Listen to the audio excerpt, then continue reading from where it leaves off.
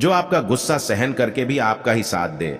आपको उससे ज्यादा प्रेम कोई नहीं कर सकता।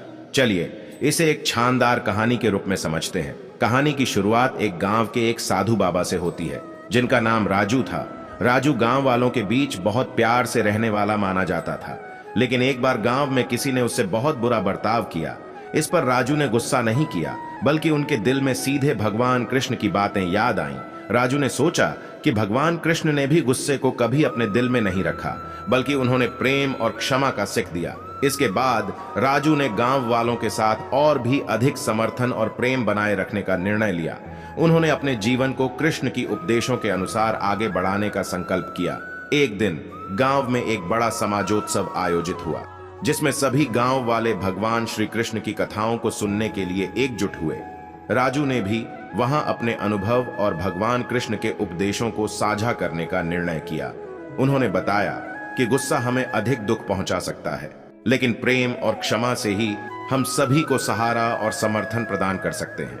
उन्होंने यह सिखाया कि जब हम अपने गुस्से को कुछ मिनटों के लिए रोकते हैं और उससे पहले भगवान कृष्ण की स्मृति में रहते हैं, तो हम अधिक प्रेम से भरे हो जाते हैं। राजू ने गांव वालों को बताया कि उन्होंने जिन्हें गुस्सा किया था वे भी अब उनके सच्चे मित्र बन गए हैं, क्योंकि राजू ने उन्हें प्रेम से संजीवनी दी। गांव वालों ने राजू की बातों को सुनकर गुस्सा और कटुता को छोड़कर भगवान कृष्ण के प्रेम में रहने का निर्णय लिया।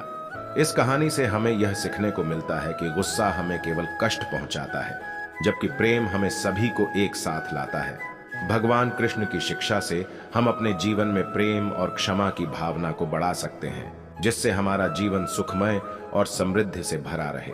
दोस्तों, दूसरी कहानी सुनने से पहले ऐसी ही और वीडियो देखने के लिए दिल से सब्सक्राइब जरूर करें। जो आपकी सही बातों का भी गलत मतलब निकालते हैं, उनको सफाई देने में अपना वक्त बर्बाद ना करें। एक समझदारी से भरी कहानी में एक किस्से द्वारा हमें सीख मिलती है कि हमें अपनी सही बातों का सही मतलब निकालने के लिए चुप रहना चाहिए। एक छोटे से गांव में एक युवक था जिसका नाम अर्जुन था।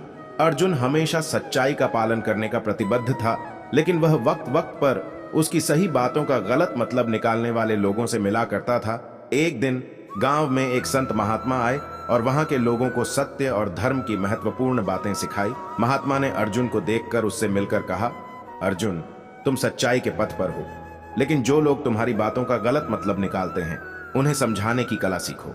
महात्मा ने अर्जुन को एक किस्सा सुनाया जिसमें भगवान श्री कृष्ण की एक घटना थी। श्री कृष्ण ने एक दिन अपने साथियों के साथ एक वन में खेत खोदते समय एक समर्थ व्यक्ति को देखा। उस व्यक्ति ने एक अजीब सा खेत खोदा था, लेकिन उसका सारा मेहनत बर्बाद हो रहा था।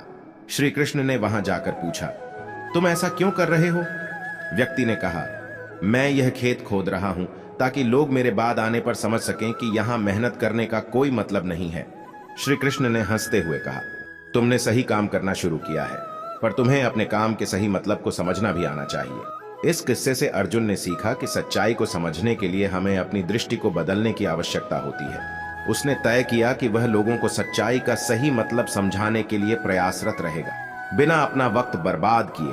आखिरकार अर्जुन ने अपनी सीख को अपने गांव में फैलाया और लोगों में सच्चाई के प्रति एक नई दृष्टिकोण पैदा किया। इससे गांव में एक साथी और समर्थ समुदाय बना, जहां सच्चाई को समझने का महत्व बढ़ा। इस कहानी से हमें यह भी सीखने मिलता है कि हमें खुद को सुधारने का समय लेना चाहिए और दूसरों को समर्थन देने का अवसर देना चाहिए। अगर हम एक दूसरे की बातों को सही से समझते हैं और समर्थन में रहते हैं, तो हम समृद्धि और एकता की ओर बढ़ सकते हैं। दोस्तों, आपने यहां तक वीडियो देखी है तो मुझे विश्वास है कि आप हमें जरूर सब्सक्राइब करेंगे और कमेंट में जय श्री कृष्ण जरूर लिखें। दोस्तों, मिलते हैं नेक्स्ट वीडियो में। Thank you for watching.